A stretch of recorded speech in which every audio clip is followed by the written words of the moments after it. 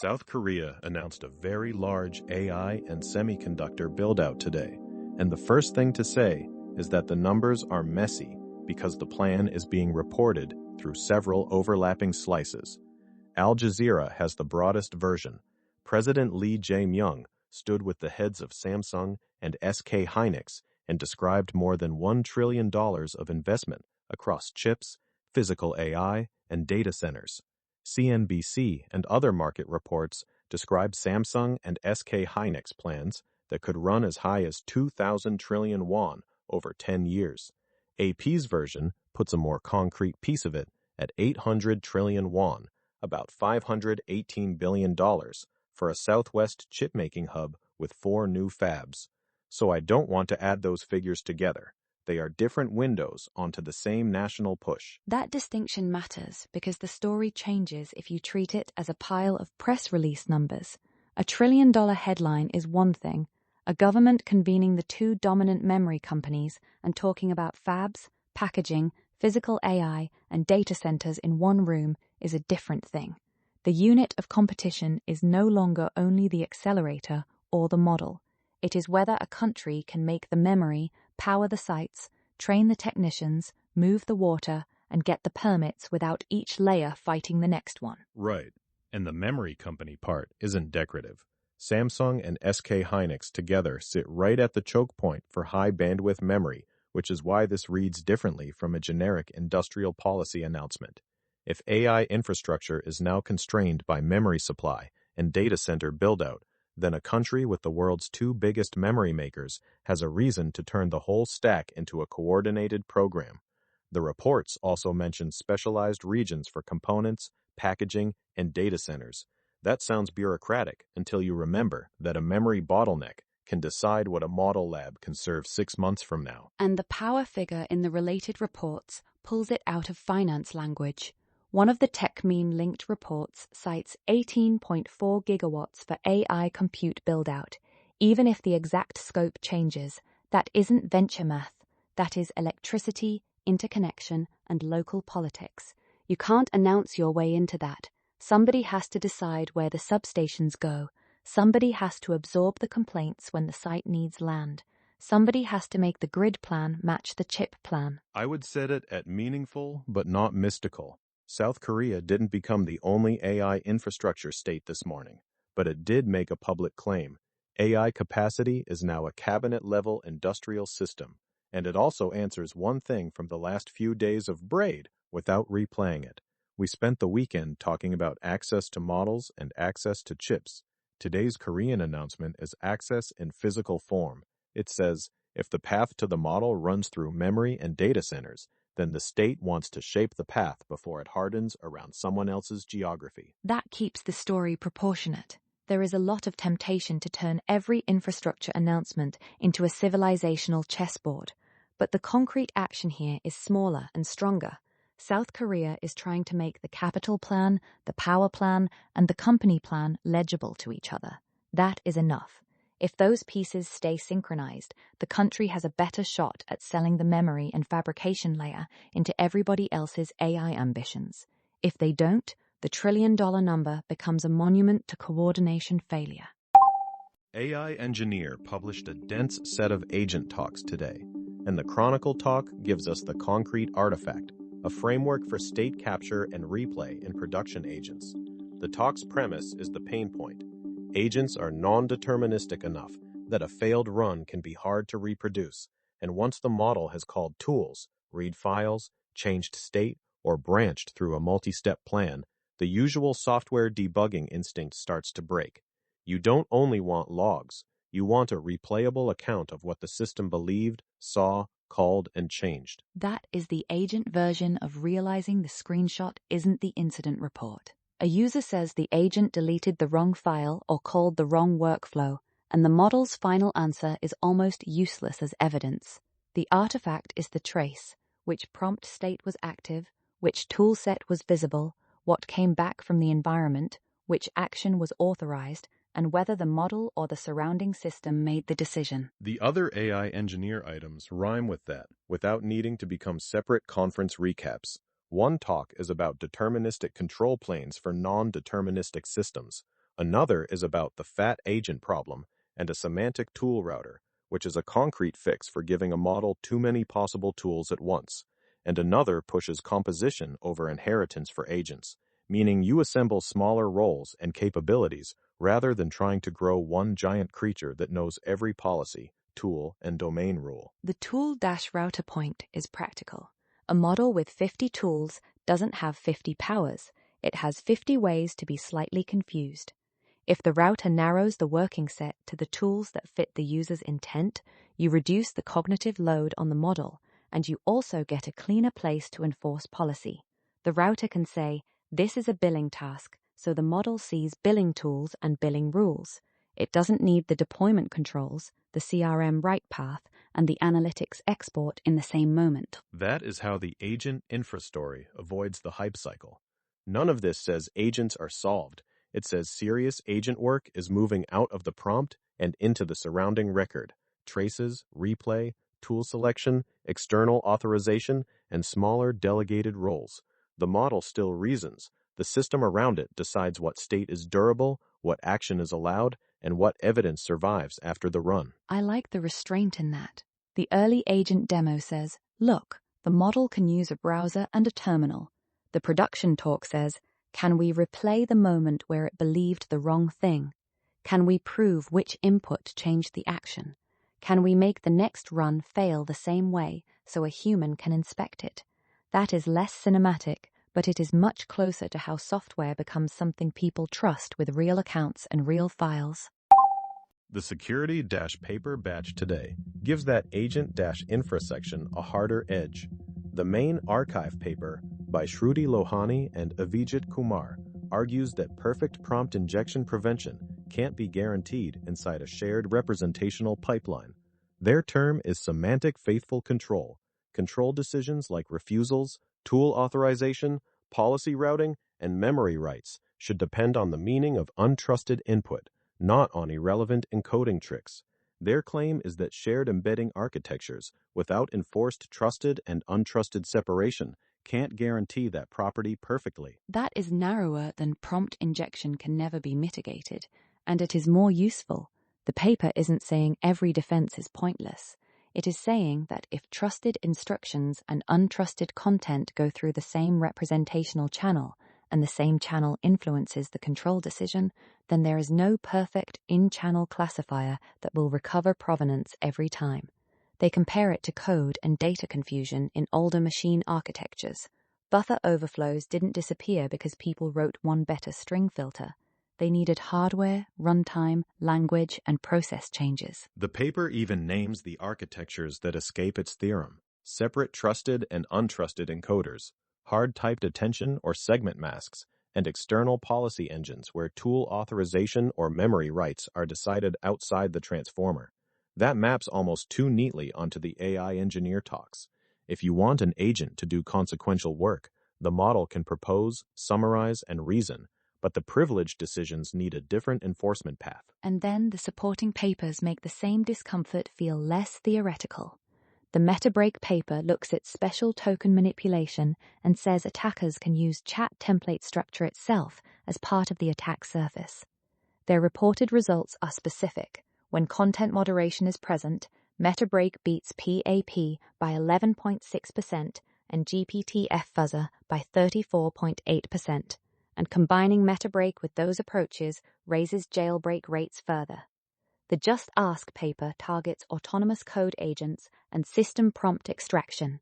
It reports full or near-complete recovery across 41 black box commercial models under its consistency threshold. That last one has an uncomfortable relationship with the tools many of us use every day.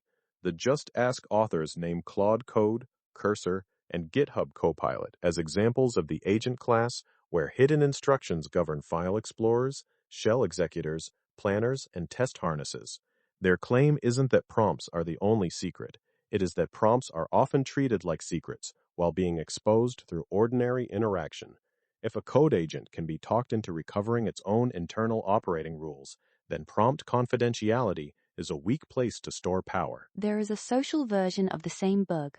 We ask the model to be helpful, truthful, harmless, obedient to system rules, good at debugging, willing to explain itself and capable of acting through tools.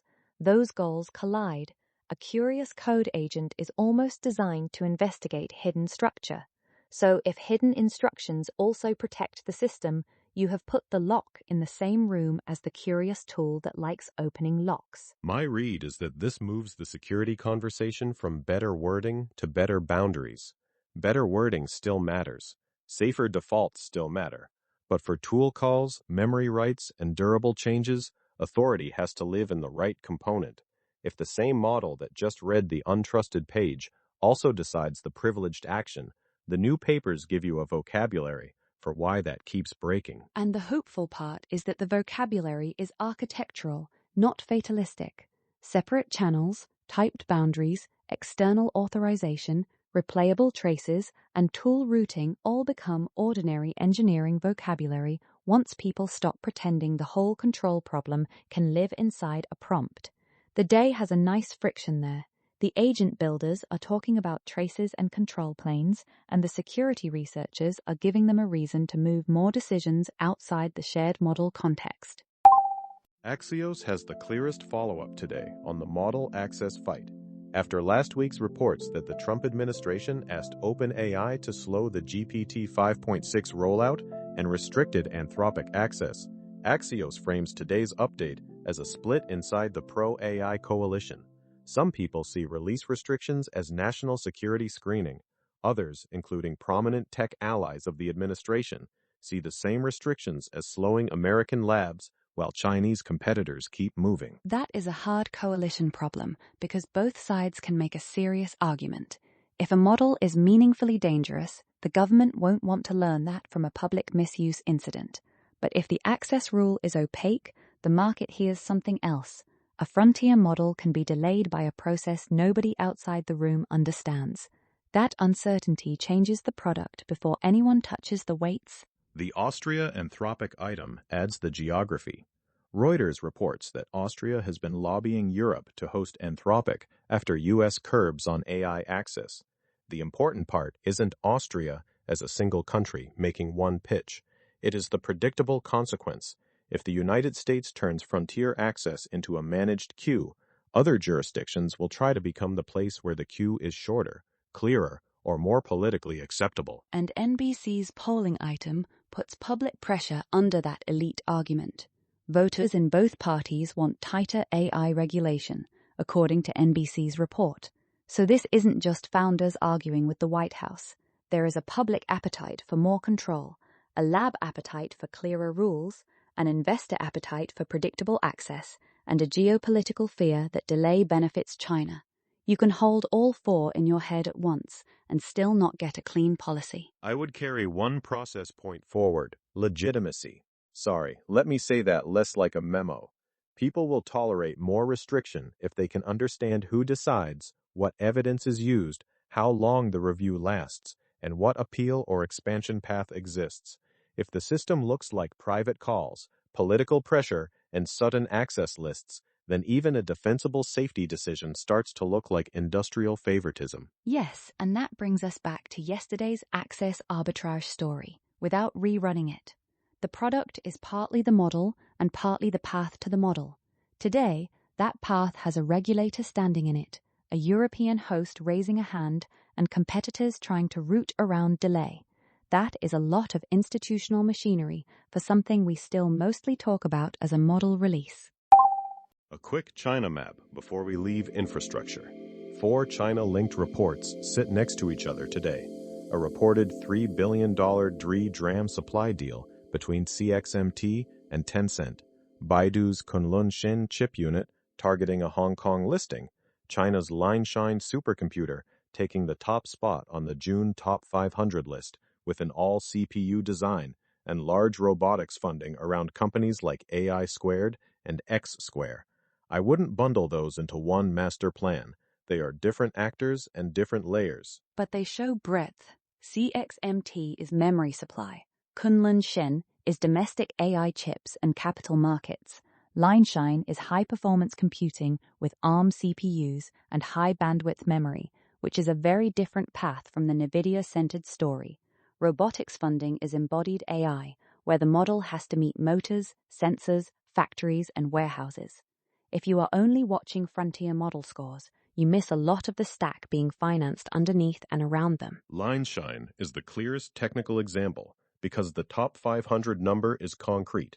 The system reportedly sustained about 2.2 exaflops on LinPack and did it with CPUs only, using ARM-based processors and high-bandwidth memory.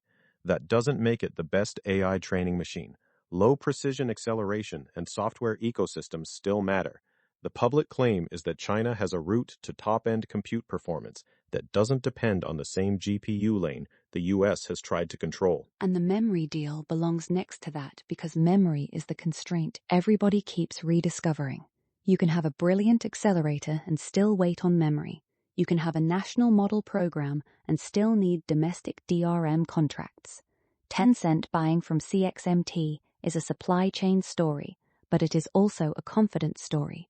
A major Chinese platform company is making commitments to a domestic memory maker, while export controls keep making foreign supply feel conditional. So the quick version is, South Korea is making the capacity plan explicit, and China is showing multiple alternative paths at once. Memory contracts, chip IPOs, CPU-heavy supercomputing, and robotics funding don't all mean the same thing. Together, they make the AI stack feel less like a single American GPU-centered ladder and more like several countries trying to own different rungs before the next shortage arrives. That also keeps the China story from becoming either panic or dismissal. Some of these efforts will overheat, some will be politically steered in ways that waste money, some will turn out to be much more capable than outsiders expected. Today's signal is the surface area. Memory, chips, supercomputers, and robots all getting capital in the same news cycle. The labor story today is smaller than the infrastructure lead, but it is probably the one people feel most personally. The tech meme-linked payroll item points to analysis that young workers in highly AI-exposed jobs are shrinking as a category.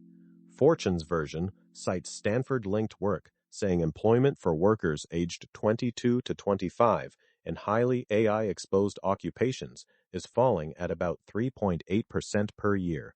The Dallas Fed summary of related research puts the cumulative decline since 2022 at 13% for that young, highly exposed group. The narrow unit matters. Young workers in exposed occupations. The broader labor market can look fine while the entry path into certain jobs gets narrower. And that matters because early career work is how people absorb the tacit parts of a field. If AI takes the draft memo, the basic analysis, the first pass at code, or the simple support queue, then the senior person gets leverage and the junior person loses reps. OpenAI's EU Jobs Transition Report gives the lab-authored side of the same conversation. It maps occupations into categories: higher automation potential, jobs likely to reorganize, jobs that may grow with AI, and jobs with less immediate change. That isn't a prediction that everyone in a category loses work. It is a framework for asking where task composition changes first. I appreciate that more than the apocalypse or boom binary, because it gives people something to inspect. The hard part is that the map and the payroll signal live at different distances from the worker. A framework can say an occupation is likely to reorganize. A 23-year-old applying for the old version of that occupation experiences it as fewer callbacks, weirder interviews, and entry-level jobs that ask for senior judgment. The map can be analytically useful while the lived transition is still rough. I would end today on the way these big systems become concrete. Monday's AI news was full of huge systems: national fabs, replayable agents, security boundaries, release politics, domestic memory, and labor maps. They don't collapse into one story. They do show AI turning model capability into surrounding institutions. South Korea needs a grid connection. Agent builders need traces. Security researchers want control outside the shared model channel. Workers need entry paths that survive automation of the first pass task. Those are different problems, and each one now has a source you can point to. And the next evidence will be concrete too. Do the Korean fabs and data centers get permitted and powered? Do replay systems become normal in agent platforms, or stay conference demos? Do access rules become a published process or a set of phone calls? Do the young worker numbers spread beyond the most exposed occupations? The answers won't arrive as one grand announcement. They will show up as construction schedules, product defaults, policy documents, and hiring patterns. Lenar Kiss.